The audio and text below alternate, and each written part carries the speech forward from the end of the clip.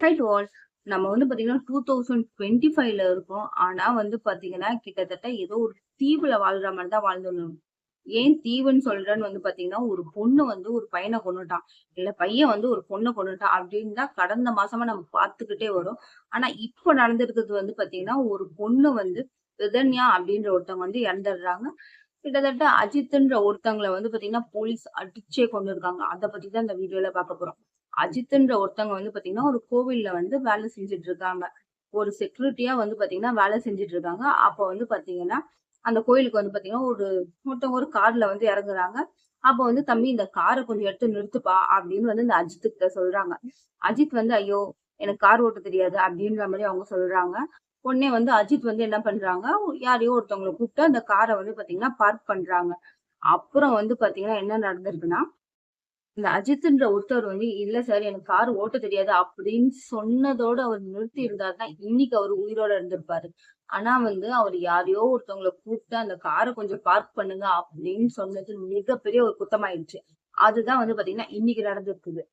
So அவரும் வந்து பாத்தீங்கன்னா, யாரையோ ஒருத்தவங்கள கூப்பிட்டு அந்த கார வந்து பார்க் பண்ண சொல்றாங்க.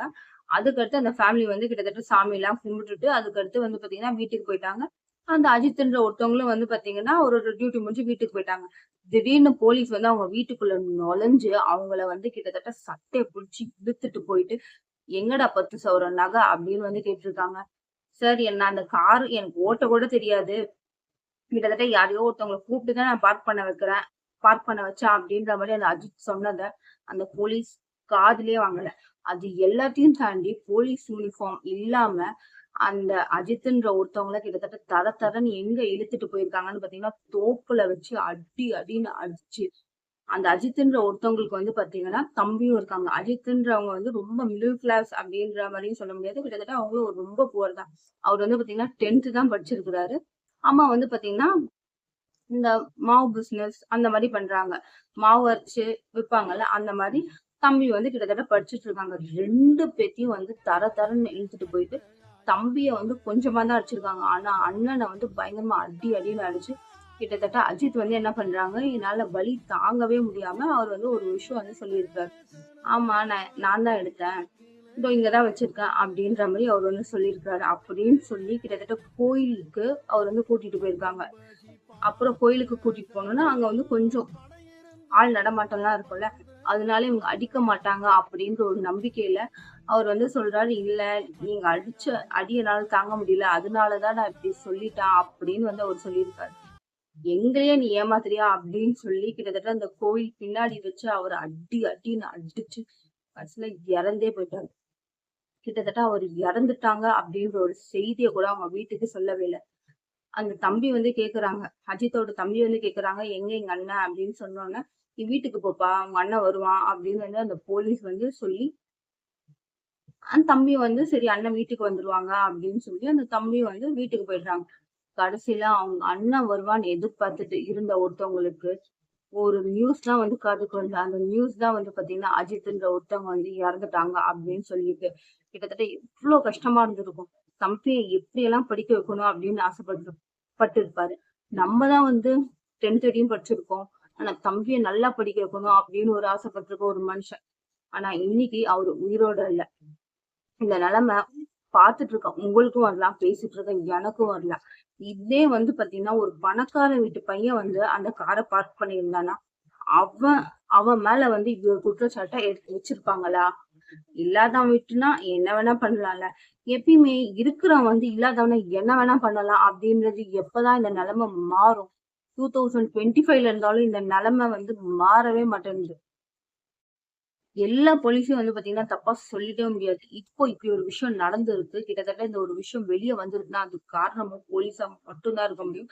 ஏன்னா, இந்த ஒரு விஷயத்த வந்து பாத்தீங்கன்னா, டிபார்ட்மெண்ட் வந்து என்ன நெனச்சிருக்கலாம்னா, வெளிய தெரிஞ்சிருந்தா ரொம்ப அசிங்கம். அதனால வெளிய வரவே விடாம பண்ணியிருக்கணும் அப்படின்னு அவங்க நெனச்சுக்கலாம். ஆனா, இந்த ஒரு விஷயத்த வெளிய எடுத்துட்டு வந்ததும் ஒரு போலீஸா தான் இருப்பாங்க. சோ, அதனால எல்லா போலீஸையும் தப்பா சொல்லவே முடியல.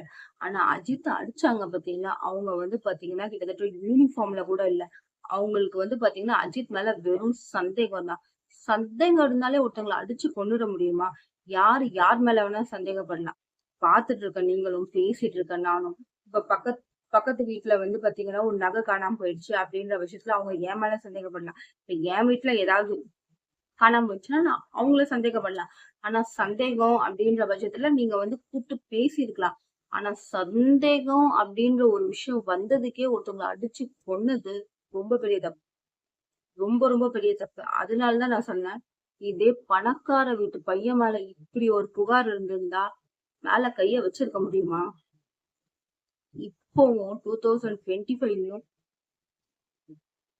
இருக்கிறவன் நினைச்சானா, இல்லாதவன என்ன வேணா பண்ணலாம் அப்படின்றது மாறவே மாட்டேங்குது. எப்பதான் மாறும் அப்படின்றது மிகப்பெரிய கொஸ்டின் மார்க் தான்.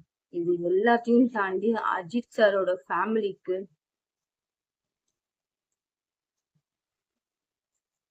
ஆறுதல் மட்டும் தான் சொல்ல முடியும் அப்படின்றது எனக்கு அவ்ளோ கஷ்டமா இருக்கு. ஆனா அதே மாதிரி அஜித் சாருக்கு நடந்த மாதிரியான ஒரு சம்பவம் இன்னொருத்தவங்களுக்கு நடக்கக்கூடாது அப்படின்றது தான் என்னோட மிகப்பெரிய ஆசை. பார்த்துட்டு இருக்கேன். உங்களுக்கும் அதுவா தான் இருக்கும் அப்படின்றது. அஜித் சாருக்கு இப்ப நடந்திருக்க ஒரு விஷயம் வந்து கிட்டத்தட்ட யாருக்குமே நடக்கக்கூடாது. பார்த்துட்டு இருக்க நீங்களும் அதை தான் நினைப்பீங்க. பேசிட்டு இருக்க நானும் அதை தான் நினைக்கிறேன். அது எல்லாத்தையும் தாண்டி இப்போ இவருக்கு நடந்ததுக்கு கண்டிப்பா நியாயம் கிடைச்சே ஆகணும். நம்ம எல்லாருமே அவங்க சைடு நின்னே தீரணும். ஏன்னா இது அவ்வளோ பெரிய விஷயம். ஏன் பார்த்துட்டு இருக்க உங்களுக்கும் பேசிட்டு இருக்க எனக்கும் என்னைக்கு வேணா இந்த நிலைமை வரலாம். இருக்கிறவன் நினைச்சானா இல்லாதவனை என்ன வேணா பண்ணலாம். அது எல்லாத்தையும் தாண்டி போலீஸ்னாலே எல்லாருமே பயப்படணும் அப்படின்னு நினைச்சாலே அவங்க வந்து ஒரு போலீஸாவே இருக்க முடியாது. நான் முன்னாடியே சொன்ன மாதிரி எல்லா போலீஸும் சொல்ல, ஒரு போலீஸ் நம்ம எல்லா லைஃப்லயும் ஒரு போலீஸ் இருப்பாங்க. அவங்கள பார்த்தாலே ஏன்னா மனுஷன் இவரு எவ்வளோ நல்லவரா இருக்காரு, பார்க்கும்போதே மனசுல இருந்து மரியாதை வரும். அவங்க தாங்க போலீஸ். ஸோ உங்களுக்கும் அப்படிதான் இருக்கும் அப்படின்றது நான் நம்புறேன். மறுபடியும் வேற ஒரு வீடியோல சந்திப்போம்.